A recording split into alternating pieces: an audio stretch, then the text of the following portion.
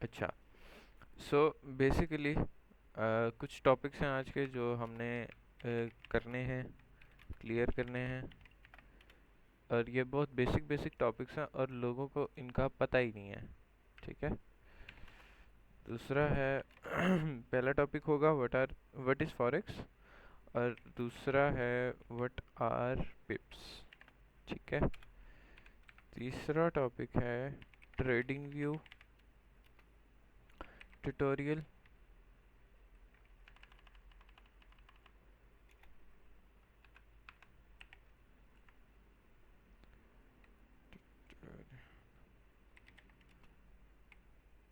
और और साथ ही साथ MT5 ट्यूटोरियल। ठीक है। गला मेरा थोड़ा सा बैठा हुआ है, so please bear with me. चौथा है how to place a trade. ये ट्रेड लगाना, ट्रेड को मैनेज करना, और ये सारी चीज़ें ना कल कल के लेक्चर में होंगी। ठीक है। How to manage a trade.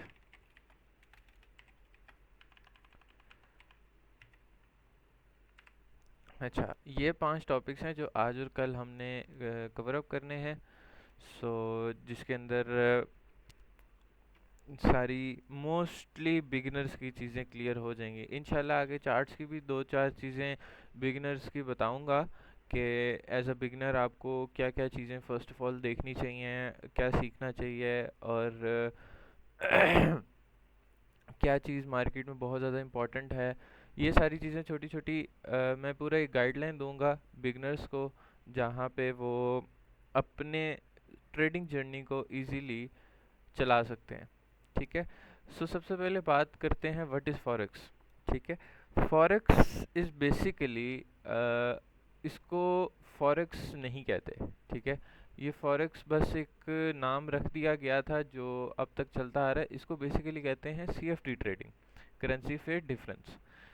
Basically आपने जब भी एक मुल्क से दूसरे मुल्क जाना होता है तो आपको उस मुल्क की ना करेंसी चाहिए होती है।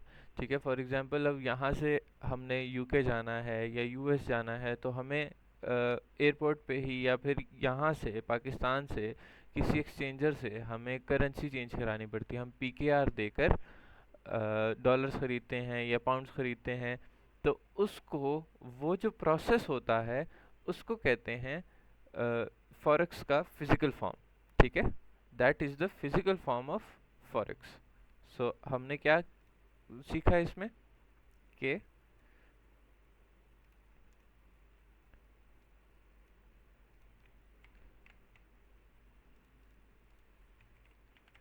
exchange of one currency with another is called CFD trading और forex trading।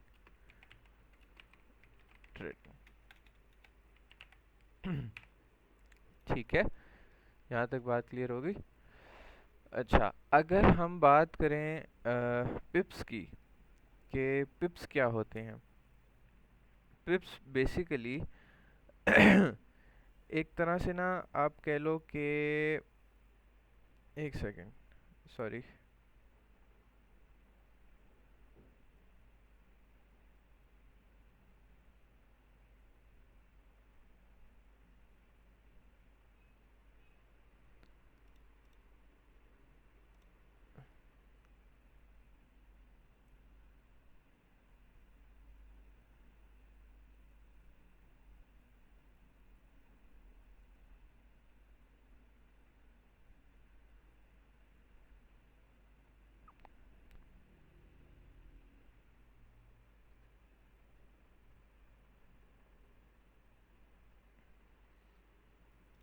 अच्छा, सॉरी।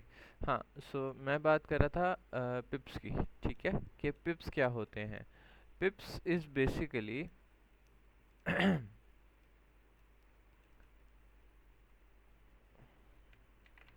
Percentage in points. ठीक है। अब परसेंटेज इन पॉइंट्स का मतलब क्या होता है, इनको चार्ट पर किस तरह से देखा जाता है, क्योंकि बहुत सारे लोग जो है ना कंफ्यूज रहते हैं इस बारे में कि पिप्स क्या होते हैं, पिप्स की समझ नहीं आती, एटसेट्रा एटसेट्रा। सो आपने क्या करना होता है कि आपने ना जो भी जब भी देखें, मैं मेजॉरिटी ट्रेड करता हूँ गोल्ड को। ठीक है, मैं मेजॉरिटी ट्रेड करता हूँ गोल्ड को, मेरा जो भी फन है, जो भी व्हाट्सोएवर, वो गोल्ड के ऊपर है। ठीक है, सो इसके अंदर मैं आपको इसके अंदर थोड़ा सा पिप्स का समझाता हूँ कि पिप्स होता क्या है। ठीक है, अब जैसे मार्केट इधर है 2670 पे। ठीक है, इधर है 2670 पे। अब जब ये 69 पे आएगी ना, तो इसकी मूव, इतनी सी मूव ये होगी 10 पिप्स की मूव। ठीक है, इसको कहते हैं 10 पिप्स की मूव।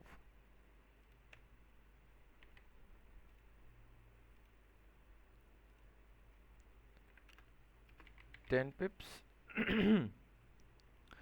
जो कि इक्वल होता है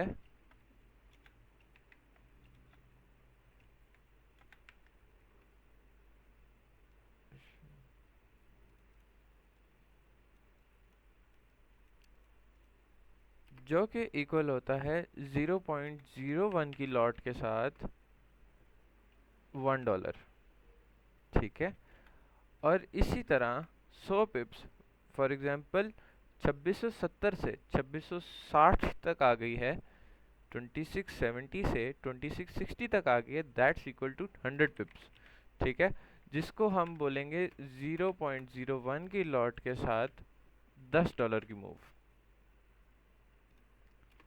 समझ आ गई?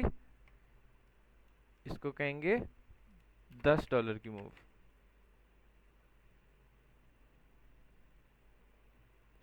तो सिमिलरली जब आप इसको लॉट साइज इंक्रीज करते जाओगे, तो 0.02 की 10 पिप की मूव के साथ ये आपका $2 की मूव हो जाएगी और इसी तरह 100 पिप्स के साथ $20 की मूव हो जाएगी।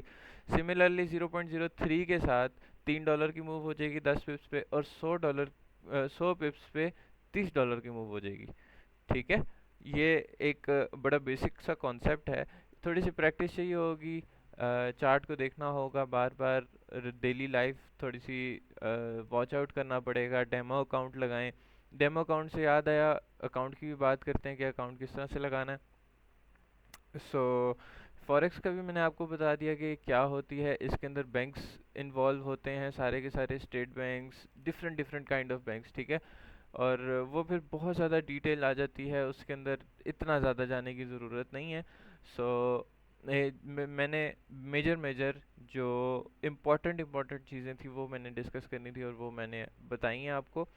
सो अगर हम ट्रेडिंग व्यू ट्यूटोरियल की बात करें और MT5 ट्यूटोरियल की बात करें, तो उसके अंदर ये है कि आप यहाँ पे जब आते हो, बेसिकली हम दूसरा ट्रेडिंग व्यू चार्ट खोलते हैं।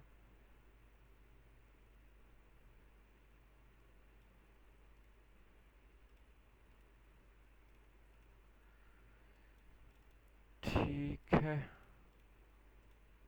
अच्छा, अब इसके अंदर क्या है कि यहाँ पे ये 8 कैप आ रहा है, यहाँ पे फॉरेक्स कॉम आ रहा है। अब ये होता क्या है, ये बेसिकली ब्रोकर्स होते हैं। ठीक है, जो आपको एलपीस प्रोवाइड कर रहे होते हैं, मतलब बैंक्स को एलपीस प्रोवाइड करते हैं, हमें क्या प्रोवाइड करते हैं, आस्क बिड। आस्क क्या होती है, जब आप भी किसी भी एक्सचेंजर के पास जाते हो तो वहाँ पे दो प्राइसेस होती हैं, एक बाइंग की प्राइस होती है और एक सेलिंग की प्राइस होती है। सो जो बाइंग होती है वो हमेशा सेलिंग से कम होती है। उसके पीछे रीज़न पता है क्या है? कॉन्सेप्ट ये होता है, रीज़न कह रहा हूँ, कॉन्सेप्ट ये होता है कि वो आपसे इतने में ख़रीदेंगे, ठीक है, और वो खुद सेल करेंगे, मतलब आप उनसे उतने का ख़रीदोगे। सो एक आस्क प्राइस होती है और एक बिड प्राइस होती है। ठीक है, तो ये ब्रोकर का काम होता है आपको ये दो प्राइसेस देना। ठीक है, अब यहाँ पे डिफरेंट डिफरेंट ब्रोकर्स आ जाते हैं। सबसे पहले आपने यहाँ पे जाके ना अपना अकाउंट बना लेना है, साइन इन करना है, और फिर उसके बाद यहाँ पे आपकी वॉच लिस्ट आ जाती है सारी की सारी। ठीक है, ईच एंड एवरीथिंग को रिमूव कर देना है, सबको रिमूव कर देना है, फिर आपने आना है इस वाले सेक्शन पे। ठीक है, सिंबल सर्च पे। सिंबल सर्च पे आके जो भी पेयर है, फॉर एग्जांपल जीबीपी यूएसडी है। GBP USD is basically great Britain pound with the dollar. ठीक है, अब ये आपका करेंसी के साथ एक्सचेंज है। समझ आ रही है मेरी बात? इसी तरह सिमिलरली मैं करता हूँ गोल्ड को, तो XAU USD गोल्ड। अब यहाँ पे देखें ढेर सारे ब्रोकर्स आ रहे हैं। ठीक है, IC market, Eightcap, Pepperstone, FXCM, FX Open, forex.com, Oanda. Best है ओआंडा। ठीक है, मोस्ट मोस्ट यूज्ड ब्रोकर जिसको कहते हैं ना, जो पूरी दुनिया में इस्तेमाल होता है गोल्ड के चार्ट को लेकर, वो ओआंडा है। सो हम बेसिकली ओआंडा के ऊपर सारा का सारा काम करते हैं, सारा का सारा एनालिसिस करते हैं। हर ब्रोकर की प्राइस में थोड़ा थोड़ा सा डिफरेंस होता है, स्प्रेड का डिफरेंस होता है, और Oanda is very very similar to Exness. ठीक है, मैं जिस ब्रोकर के साथ अपना अकाउंट खोला हुआ है और जिस ब्रोकर का अकाउंट मैं यूज़ करता हूँ, दैट इज़ एक्सिनस। अब ये चार्ट मैंने सारा का सारा बना के रखा हुआ है, इस वजह से मैंने इसके ऊपर ज़्यादा डिटेल नहीं दी। सो यहीं से मैंने शुरू कराया था दूसरे चार्ट से, ताकि आप कंफ्यूज ना हो और मेरा भी काम डिस्टर्ब ना हो। अच्छा ये तो होगी इसकी बात। अब यहाँ पे आ जाते हैं टाइम फ्रेम्स। ठीक है, यहाँ पे ना आपको सिर्फ और सिर्फ 3-4 टाइम फ्रेम्स नज़र आ रहे होंगे। आपने क्या करना है, यहाँ पे जाना है और यहाँ से 1 minute, 3 minute, 5 minute, 15 minute, 30 minute, इन सब को ना फेवरेट्स में ऐड करते जाना है। तो वो फिर यहाँ पे शॉर्टकट्स बन जाएंगे। जब शॉर्टकट्स बन जाएंगे ना, तो फिर आपके लिए भी आसानी हो जाएगी। और जब आप चार्ट खोलोगे तो नॉर्मली लाइन चार्ट खुला हुआ होता है, तो यहाँ से आप इस वाले सेक्शन से आप इसको कैंडल में कन्वर्ट कर सकते हो। ठीक है, फिर इंडिकेटर्स पे आ जाते हैं। इंडिकेटर्स का ये सीन होता है कि यहाँ पे आप सारे के सारे इंडिकेटर सर्च कर सकते हो। फॉर एग्जांपल मैं RSI को बहुत ज़्यादा देखता हूँ, तो एक रिलेटिव स्ट्रेंथ इंडेक्स हो जाता है। फिर अगर आप वॉल्यूम देखना चाहते हैं तो फिर वॉल्यूम भी है, उसको भी ऐड कर सकते हैं। और फिर मूविंग एवरेज को देखना चाहते हैं तो मूविंग एवरेज भी है। सो सारे के सारे इंडिकेटर्स जो भी हैं आपको यहीं से मिलेंगे। फिर थोड़ा सा टूल्स के बारे में बात करते हैं। ये क्रॉस बेसिकली आपका क्या कहेंगे इसको, एक तरह से नेविगेटर होता है ये।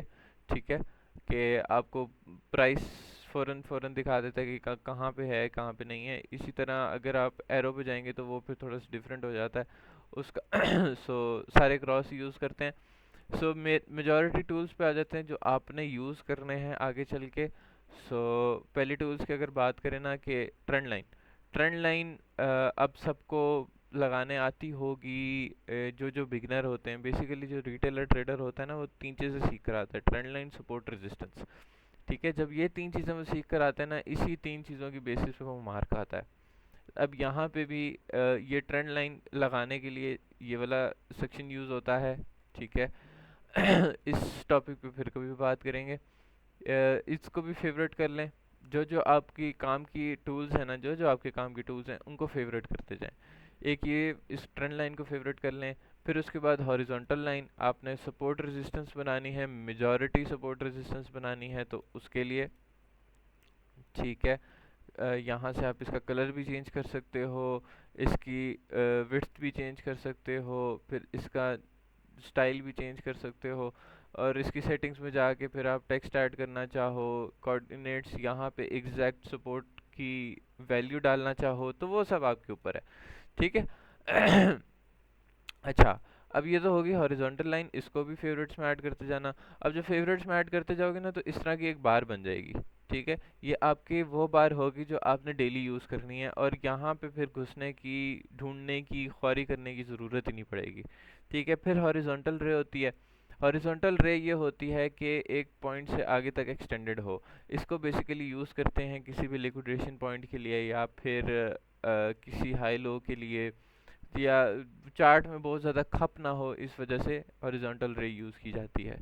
ठीक है, फिर वर्टिकल लाइन भी यूज़ की जाती है। जो बहुत ज़्यादा वॉल्यूम के ट्रेडर्स होते हैं वो वर्टिकल लाइन यूज़ करते हैं, जिसके ऊपर आप अगर किसी भी टाइम फ्रेम चेंज करके जाओ तो ये इसी कैंडल के ऊपर रहेगा। ठीक है, सो फिर बात करते हैं और वर्टिकल लाइन भी हो गई। फिर अच्छा, पैरेलल चैनल मैं एक टाइम पे यूज़ करता था, रिग्रेशन ट्रेंड भी यूज़ करता था। इससे बेसिकली होता ये है कि अगर मार्केट एक तरह से ना बहुत ज़्यादा स्ट्रांगली मूव दे रही है, तो एक ये पूरा का पूरा ना एक पैरेलल चैनल बन जाता है इसका, ठीक है, जहाँ से आपको इजीली आप ऊपर नीचे की सपोर्ट रेजिस्टेंस मिल जाती है। सही है। जैसे अब ये है कि नीचे गई यहाँ तक, ऊपर गई यहाँ तक, तो ये छोटी छोटी चीज़ें हैं, इसके ऊपर इतने ज़्यादा मेजॉरिटी ट्रेड नहीं करता मैं, ना इतने ज़्यादा लोग करते होंगे। खैर आगे चलते हैं। Fibonacci, fib retracement is basically Fibonacci retracement. ये चीज़ इतनी कमाल की है, इतनी मेजर चीज़ है कि जो बंदा सिर्फ और सिर्फ फिबोनाची को भी ट्रेड करता हो ना, वो हमेशा कामयाब रहेगा, हमेशा। मंथ के एंड में ही विल बी प्रॉफिटेबल, ये मेरी बात लिखवा लें, ठीक है। सो अगले की बात करें, इसमें बेसिकली होता ही है कि एक लो से एक हाई तक, या एक हाई से एक लो तक ये लगाया जाता है, जिसके ऊपर फिर आपने ना क्या नाम है, इसके लेवल्स निकालने होते हैं। फॉर एग्जांपल ये हमने लो से हाई तक लगाई, this is not a valid Fibonacci here, लेकिन मैं जस्ट आपको लेवल्स बता रहा हूँ, ठीक है। ये अब यहाँ से मैंने यहाँ तक लगाया, इसका ये मतलब है कि इस लेवल तक इसकी 23% रिट्रेसमेंट होगी, इस वेव की 23% रिट्रेसमेंट होगी, फिर 38 होगी, यहाँ इस लेवल तक 50 होगी, फिर इस लेवल तक 61 होगी। सो इट्स अ वेरी मतलब इजी थिंग टू ट्रेड, और इसका रिजल्ट भी काफ़ी ज़्यादा अच्छा होता है। फिर आते हैं ट्रेंड बेस्ड फिब एक्सटेंशन, ये थोड़ी सी एडवांस चीज़ है, इसको अभी इसके ऊपर अभी बात नहीं करेंगे। गैन बॉक्स में बेसिकली यूज़ करता हूँ किसी भी एरिया का 50% निकालने के लिए, ठीक है। अब फॉर एग्जांपल ये एक एरिया है मेरे पास, ये एक रेंज है मेरे पास, इसका 50% एरिया, और इसका 100, और इसका 0%। तो ये एक गैन बॉक्स में यूज़ करता हूँ, जो डिफ़ॉल्ट पे ऐसा नहीं होता, लेकिन इट्स मैंने इसकी सेटिंग वगैरह सारी की सारी चेंज की हुई है। लॉन्ग पोजीशन, शॉर्ट पोजीशन, ये दो टूल्स हैं जो आप पेपर ट्रेडिंग के लिए इस्तेमाल करते हो। फॉर एग्जांपल मुझे लगता है कि इसका हाई ब्रेक हुआ तो यहाँ से मार्केट बाय जाएगी, तो इसके नीचे मैं एसएल दे दूंगा और इसके ऊपर मैं टीपी दे दूंगा। तो ये जो रेड जोन है ये आपका स्टॉप लॉस का जोन है, और ये जो ग्रीन जोन है ये आपका टेक प्रॉफिट का जोन है। बेसिकली ये प्रॉफिट का जोन है, ये लॉस का जोन है, बट ये इससे नीचे आपका स्टॉप लॉस हिट है, इससे ऊपर आपका टीपी हिट है। ये लॉन्ग पोजीशन होती है, बाइंग पोजीशन इसको बेसिकली कहते हैं, ठीक है। इसी तरह शॉर्ट पोजीशन की अगर बात करें, यहाँ पे अगर मार्केट आई, आपको लगता है कि यार इसका हाई स्वीप हो गया, तो अब यहाँ से सेल होगा, इसके हाई के ऊपर मैंने स्टॉप लॉस दे दिया और इसके लो पे टीपी दे दिया। सो इसका ये मतलब है कि ये आपका लॉस का जोन है, ये आपका प्रॉफिट का जोन है, इससे नीचे गई तो टीपी हिट, इससे ऊपर गई तो स्टॉप लॉस हिट। ये शॉर्ट पोजीशन बेसिकली कहते हैं सेल को, सेल की ट्रेड को, ठीक है। फिर उसके बाद ये सारे नॉट वेरी इम्पोर्टेंट, ठीक है, ये बहुत ज़्यादा एडवांस लेवल पे यूज़ किए जाते हैं। प्राइस रेंज बेसिकली आपने एक जगह से दूसरी जगह की पिप्स कैलकुलेट करने हो तो आप उसके लिए इस्तेमाल कर सकते हो। अब जैसे ये यहाँ से लेके यहाँ तक 170 पिप्स की मूव थी, तो ये इस तरह से ना आप इसको कैलकुलेट कर सकते हो अगर आपने पिप्स निकालने हो। प्राइस रेंज इसलिए यूज़ होती है। फिर उसके बाद आता है date range. Date range is basically used के ये इस कैंडल से लेकर इस कैंडल तक कितना टाइम हो गया है, मार्केट को कितना टाइम लगा है इधर से इधर तक पहुंचने में, ठीक है। फिर बात करते हैं अगले टूल की, वो है brush. Brush is basically just to mark things, और किसी भी एरिया को मार्क करने के लिए या अपनी कोई एविडेंस छोड़ने के लिए कि यार ये मैंने इसलिए लगाया था। फिर हाइलाइटर होता है, कुछ लोग हाइलाइटर को यूज़ करते हैं हाई एंड लोज बनाने के लिए, ठीक है। और फिर कुछ लोग इसको यूज़ करते हैं डिफरेंट चीज़ों के लिए यूज़ करते हैं, नॉट वेरी सिमिलर चीज़ें, बट ये है कि आप इसको यूज़ कर सकते हो किसी भी चीज़ के लिए, ठीक है। फिर अगले की बात करते हैं, फिर रेक्टेंगल, वेरी इंपॉर्टेंट। रेक्टेंगल तो मतलब इसके बगैर तो ट्रेडिंग हो ही नहीं सकती, सॉरी एनालिसिस नहीं हो सकता, ठीक है। इसमें होता यह है कि बेसिकली आपने आपके जितने भी जोन्स वगैरह होते हैं वो मार्क करने के लिए आप रेक्टेंगल यूज़ करते हो। ये जब आप डिफ़ॉल्ट पे यूज़ करोगे ना तो ये कुछ इस तरह से होगा, let me show you.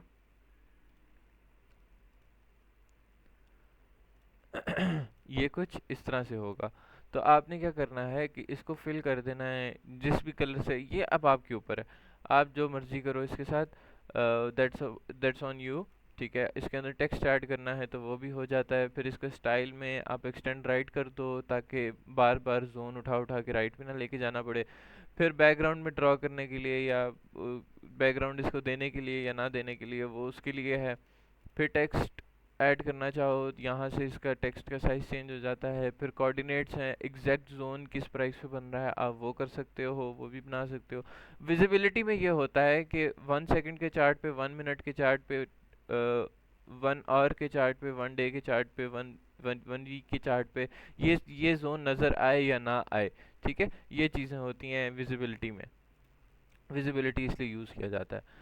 So next tool की अगर बात करें, फिर आपके पास रोटेटेड रेक्टेंगल आता है। मैंने कभी नहीं यूज़ किया, ना मुझे ये किसी काम का लगता है। बाकी सर्कल, एलिप्स वगैरह ये सारी चीज़ें ना वेव्स, जो लोग वेव्स को ट्रेड करते हैं उनके लिए होता है।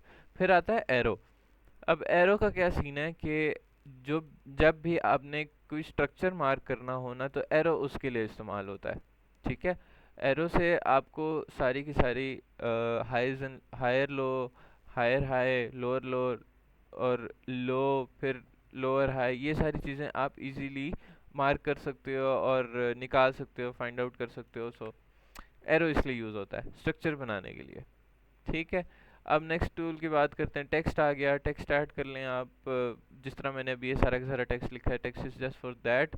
और फिर स्केल आ जाता है इमोजीज में। बेसिकली बस ये है कि कहीं पे भी इमोजी ड्रॉ करनी हो तो not for a trader purpose. खैर, मेजर का ये सीन है कि आप कहीं से क्या नाम है, बस आपने चेक करना हो कि यार कितने पिप्स का स्टॉप लॉस बन रहे हैं या एरिया कितने पिप्स का बन रहा है, तो उसके लिए स्केल यूज़ होता है। अब स्केल के ऊपर ये मतलब चार्ट पे टिकता नहीं है, आप कहीं भी क्लिक करोगे तो ये रिमूव हो जाएगा। जस्ट टू चेक कि आपने किस तरह से करना है। इसकी शॉर्टकट की भी होती है, आप शिफ्ट दबा के रखो, कहीं भी क्लिक करो तो ये आपका चल पड़ेगा। ठीक है, और फिर आप सिंगल क्लिक से ये स्टिल होगा, अगले क्लिक से ये रिमूव होगा। फिर जूम का होता है कि आपने ये वाला एरिया अगर जूम करना है तो इसके लिए जूम वाला टूल यूज़ होता है। फिर अनजूम का भी इसी तरह होता है। So it is a very basic thing. इसके ऊपर मैं क्या इतना बड़ा लेक्चर दूँ। सो अगले टूल की बात करते हैं, magnetic. Weak magnet, strong magnet. इसका सीन ये होता है कि जब भी आप कोई चीज़ ड्रॉ कर रहे हो, लेट मी शो यू। अब हॉरिजॉन्टल ये देख रहे हैं, मेरा क्रॉस हेयर ना फंस फंस के जा रहा है। ठीक है, फंस फंस के क्यों जा रहा है? क्योंकि ये मैग्नेट है कि एग्जैक्ट विक के ऊपर, जो जहाँ पे कैंडल क्लोज हुई है एग्जैक्ट वहाँ तक ये जाके प्लेस हो जाए। ठीक है, कोई ऊपर नीचे की प्राइस ना हो। सो इसलिए आपका मैग्नेट यूज़ होता है। बड़ी वेरी सिंपल। इसको मैं यूजली बंद ही रखता हूँ क्योंकि ये बड़ा इरिटेट कर देता है मुझे। और स्टे इन ड्राइंग मोड। अक्सर इस तरह होता है कि ना आपका टूल लॉक रह जाता है। ठीक है, आपको समझ नहीं आ रही होती कि यार ये किस तरह से जाएगा, किस तरह से जाएगा। तो ये यहाँ से इसको बंद करना है ताकि ये वाला मसला ना हो आपको। ठीक है, तो अगले की बात करें तो यहाँ पे लॉक ऑल ड्राइंग्स, मैं इनको मूव नहीं कर सकता और मेरी सारी की सारी जितनी भी ड्राइंग्स हैं वो वहीं की वहीं रहेंगी। ठीक है, फिर ये है कि इसको हाइड कर दें। जो जो कुछ भी है चार्ट पे सब कुछ हाइड हो जाएगा। या फिर आपने सिर्फ ड्राइंग्स हटानी हो तो ड्राइंग्स हटेंगी, इंडिकेटर्स हटाने हो तो इंडिकेटर्स हटेंगे, पोजीशंस एंड ऑर्डर्स हटाने हो तो सिर्फ वो हटेंगे। फिर यहाँ पे डिलीट आ जाता है, डिलीट फोर ड्राइंग्स, इंडिकेटर्स और ड्राइंग्स और इंडिकेटर्स इकट्ठे डिलीट करने हो तो उसके लिए भी। सो ये एक छोटा सा आपका ट्रेडिंग व्यू का ट्यूटोरियल था। अब इसमें सीन ये है कि अब आपने क्या करना है कि ना MT5 का ट्यूटोरियल। MT5 का ट्यूटोरियल बेसिकली अब मैं पीसी पे तो नहीं दे सकता, लेकिन ये है कि आप लोग एक सेकंड प्लीज़ होल्ड कीजिएगा।